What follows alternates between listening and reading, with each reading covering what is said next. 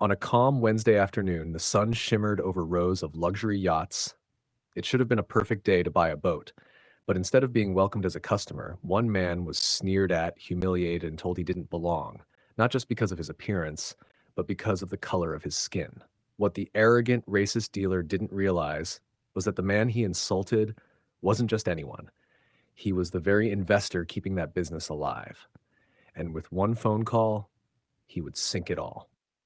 Before we get into this story, welcome to Voices Unchained. If you enjoy powerful tales where arrogance and prejudice meet justice, make sure to like this video and drop your location in the comments. We'd love to see how far these stories travel. Meet Anthony Daniels. To the world, Anthony looked ordinary. A quiet black man in his 40s. He dressed simply, no flashy jewelry, no designer suits, just a man who blended in anywhere.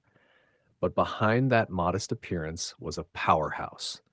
Anthony was a multimillionaire investor. He held shares in countless businesses, quietly backing companies on the brink of collapse. He wasn't loud about his wealth, he wasn't flashy.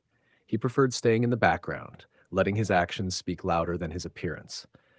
And just last month, Anthony had poured millions into a struggling boat dealership. Without his support, the place would have drowned. But Anthony never bragged. He lived by humility and respect. He knew true wealth never needed to shout. Now let's talk about Paul Whitmore, the dealership owner. Paul was arrogant, entitled, and yes, openly racist. To Paul, skin color decided status. He believed only wealthy white men deserved access to his luxury boats. Everyone else, he dismissed them before they even spoke. His ego was as inflated as his sales pitches. He looked down on others, convinced he could judge their worth at a glance. But arrogance and racism blind people, and Paul was about to learn prejudice carries a heavy price. It was Wednesday afternoon when Anthony walked into the boatyard. The air smelled of salt and varnish, sunlight bouncing off glass panels and chrome rails. Anthony strolled quietly, studying the vessels lined up like floating mansions. He reached out, running his hand along the smooth hull of a yacht. That's when Paul spotted him. With sharp steps, Paul intercepted, blocking Anthony's path. "Can I help you with something?" "Yes, I'd like to see your boats. I'm here to purchase." Paul chuckled, not warmly, but with a cruel edge. "Sir, these boats start at $500,000. They're not for everyone."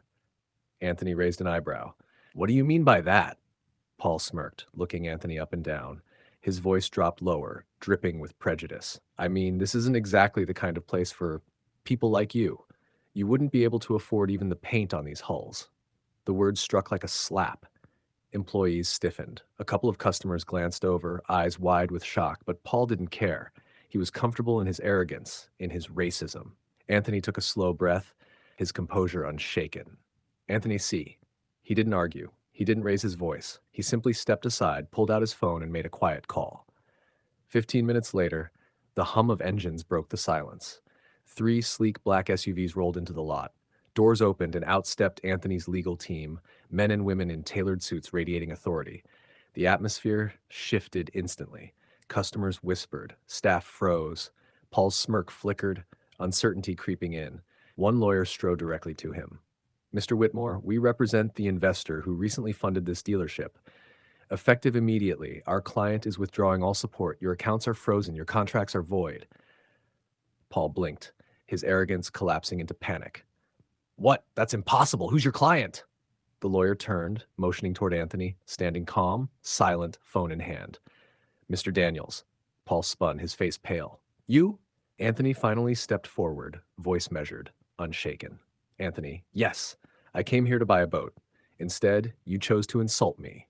You judged me, and worse, you disrespected me because of the color of my skin. So now I'm pulling every dollar out. Consider this dealership unsponsored." The paperwork was signed on the hood of a car. Witnessed by everyone, Paul's empire began to unravel in real time. By the end of the day, panic rippled through his staff. By the end of the week, employees quit knowing paychecks would bounce.